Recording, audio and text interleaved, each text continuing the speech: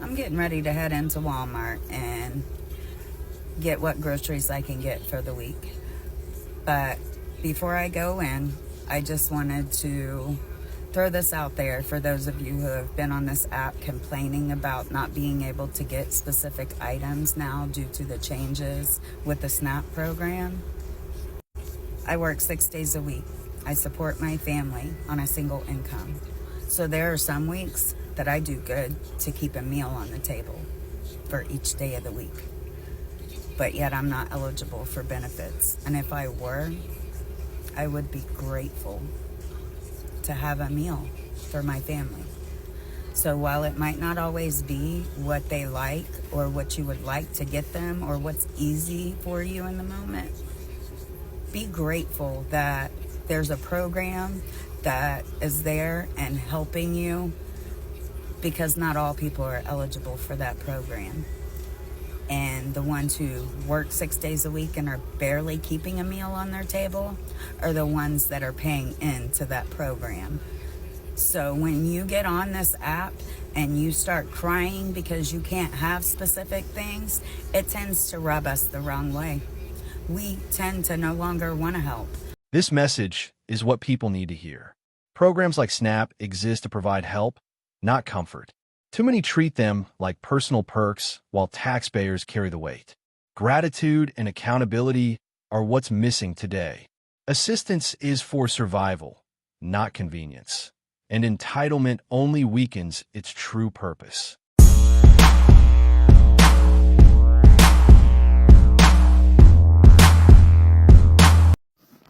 So, beginning early 2026, you will not be able to buy junk food, sodas, energy drinks with your SNAP benefits for the following states: Florida, Louisiana, Oklahoma, Texas, Colorado, West Virginia, Arkansas, Idaho, Indiana, Iowa, Nebraska, and Utah. Mind you, they're trying to make this all 50 states, that the government dictates what you buy with your SNAP benefits that you qualify for.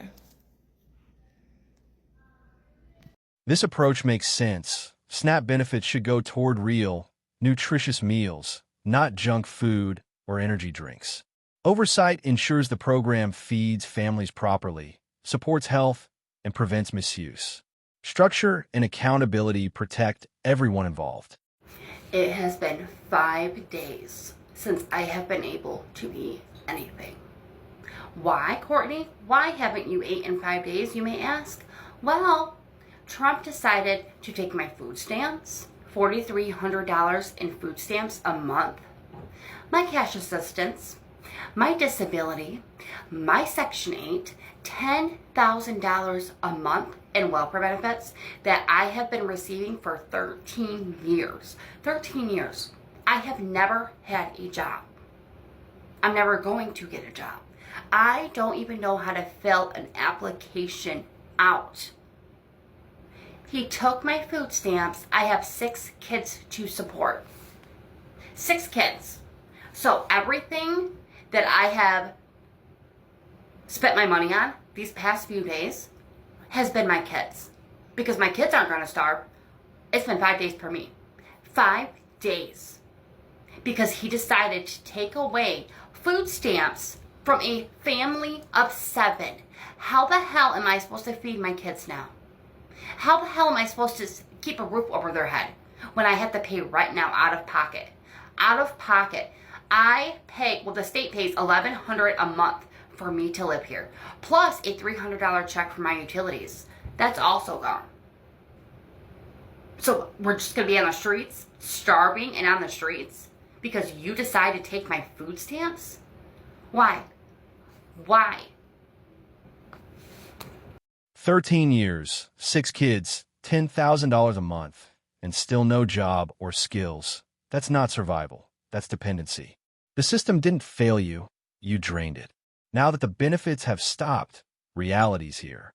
It's time to grow up take charge, and finally learn what real responsibility looks like. What the fuck do you mean? Because what the fuck is happening? Do you understand that there are people like me who cannot work? Do you understand there are people like me who have kids who cannot eat? Do you understand there are people like me who go hungry the last week of the month just so my kids can't eat? Because SNAP benefits is all we fucking get? I need somebody to please fucking tell me he's lying. I can't. What the fuck am I gonna do?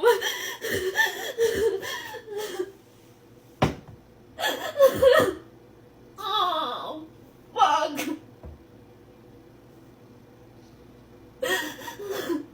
SNAP was designed for people genuinely struggling, not to fund laziness or lifelong excuses. Too many treat it like a permanent lifestyle, having more kids while avoiding work. That's not survival. It's abuse of the system. This mindset disrespects taxpayers and those truly in need. Calling dependency necessity isn't empowerment. It's selfishness disguised as struggle. If you are receiving SNAP benefits, it has just been announced that you will not be able to buy any more sodas, any more candies. Listen to this. Since my confirmation, our department has encouraged states to think differently and creatively about how to solve the many health issues facing Americans. One way is by not allowing taxpayer-funded benefits to be used to purchase unhealthy items like soda, candy, and other junk food. The number one purchase by SNAP recipients is sugary drinks.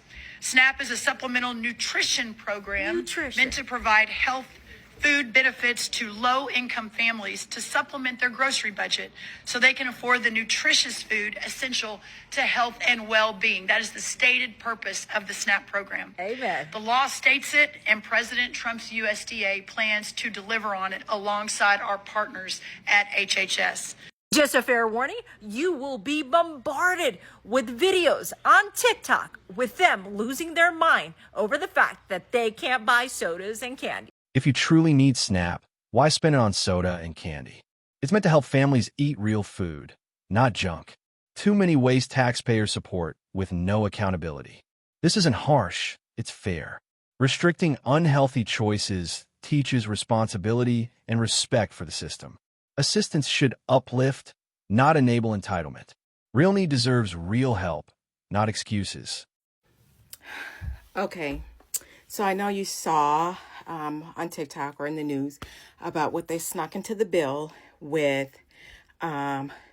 single women, single mothers will not be able to claim children after the age of 7 on their SNAP benefits. Can you imagine an 8-year-old goes starving?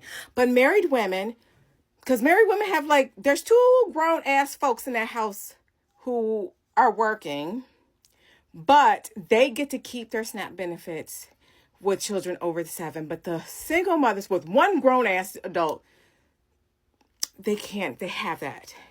What does that sound like? That sounds like Project 2025. That sounds like Project 2025. And to put that a cherry on top, married women don't have to adhere to the work requirements that they are going to have for these single mothers. Because guess what? In Project 2025, they talked about paying women to stay home and subsidize women who stayed home with their children so you didn't put them in daycare. The updated SNAP rules affect single abusers more than married families because families contribute through raising children and maintaining stability. Single individuals misusing benefits for luxuries are now being held accountable.